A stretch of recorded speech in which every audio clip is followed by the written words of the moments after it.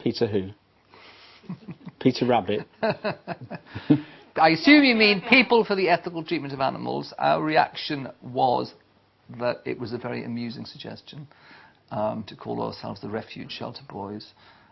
And also that maybe there is an issue. I didn't know there was an issue with the treatment of animals in pet shops, but maybe it's worth thinking about.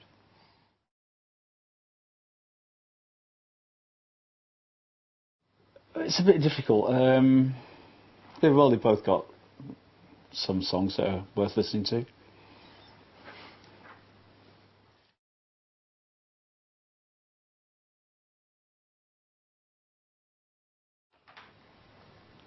Well, that would drive you slowly mad, wouldn't it?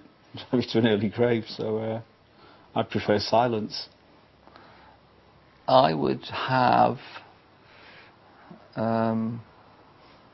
Dusty in Memphis, probably.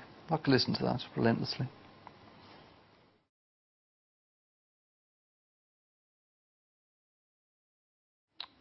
Well, that lyric occurred to me one day walking down the street, and I can't remember what actually inspired it. But I'd written it down. Don't have to be beautiful, but it helps. I mean, in the song is sort of dissing celebrity culture, and it's saying you don't need money, you don't need a rich dad, you don't need a beautiful car, you don't need a brilliant house, you need love. And then it says at the end, you don't have to be beautiful, but it helps. And actually, I think with the issue of love, someone being beautiful,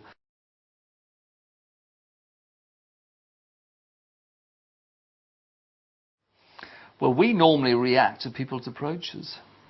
With Jessie Springfield, we approached her, but with a lot of other projects, like we've recently written a song for Shirley Bassey, which she's just recorded, and they approached us, for instance. So I guess if it was to happen, we're probably waiting for Stevie Nicks to phone up, and then she's probably not going to do that. Maybe we'd phone it if we had a specific, like with Dusty, we had a duet, and we thought this would be great with Dusty Springfield. If we had a specific duet, and we thought this would be great, I wonder if Stevie Nicks would like to get involved, we would then approach her, but we don't have a song like that at the moment.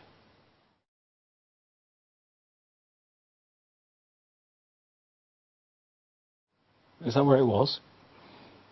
Well, we didn't choose it. Bruce Webber chose it, and I can't remember whereabouts it was. Really. I don't know. I thought it was or is that upstate New York? I don't know. Is it? I don't know where Long Island is. Just know the iced tea. I have no idea where it was, to be honest.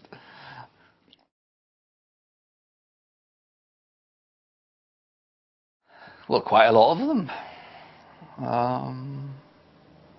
You Ain't Tell Me Love You When You're Drunk. It was based on personal experience. It's a pretty good one.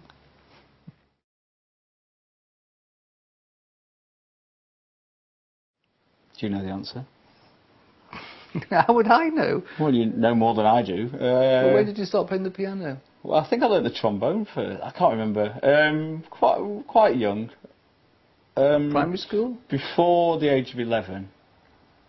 But all that before then's a bit hazy, so my mum would know, but I could give her a call, I suppose.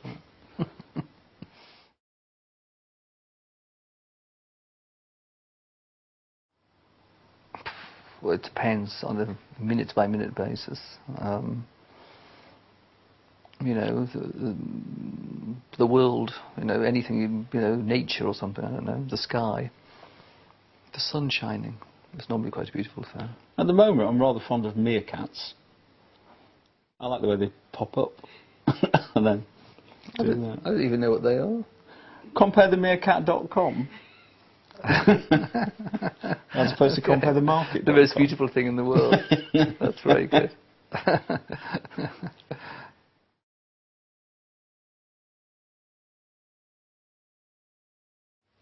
So the first of those is Relentless. We haven't got any Relentless. If you didn't know, we released as a double album, double CD, 1993 with the album Very. It's an instrumental album primarily. There's no plans to re-release it at the moment, actually. We've thought of putting it on iTunes, maybe, but then we haven't done. I think it's sort of quite nice that it's not out there. It was a limited edition thing, and you could only buy it then. But at some point we'll probably do something, no plans. Number two, the film It Couldn't Happen Here, EMI want to bring it out on DVD. It's never been released officially on DVD, although I got given a bootleg copy by a fan. and we're going to do a voiceover commentary thing. I don't know when though, but soon. And what was the third thing? Oh, yeah, further listening. Further listening for Nightlife and Release. That's putting a bonus CD with each of those of all the other tracks we did at that period of time. I don't know. We never seem to get anywhere with the EMI about that. I personally quite like to do it, but we do have a contract with Rhino Records in America to put out a B-sides album like Alternative 2. Anyway, we called that. And if we did it in America, we have to do it around the world. So I think we might do that in preference.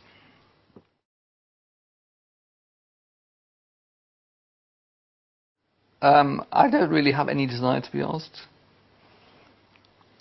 questions.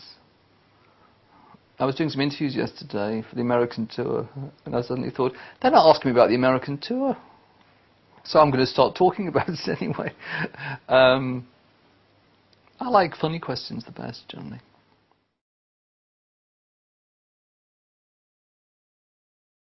Well, I just read this very interesting book I bought in Berlin, and it's called Royals and the Reich, and it's about the princes of Hesse, these German princes who were the grandsons or great-grandsons of Queen Victoria, and they were in the SS, and the links between the royal family and the Nazis. It's a very serious academic book, actually, as well.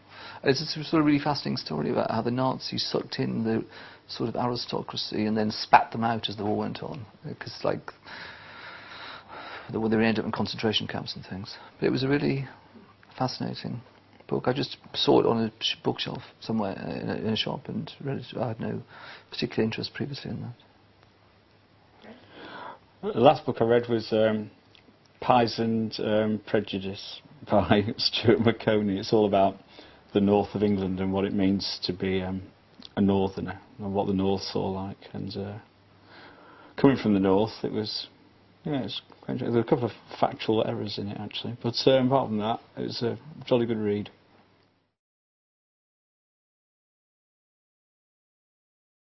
The ballet is going to open, I believe, in February 2011 at Salazar's in London, and then it is going to tour, but I don't know where to. I think in Britain and maybe in Europe, but there has been a mention of New York. But at the moment, I think we can confidently say there are no definite plans, but it's possible. We still haven't done Batsheba Potemkin in America.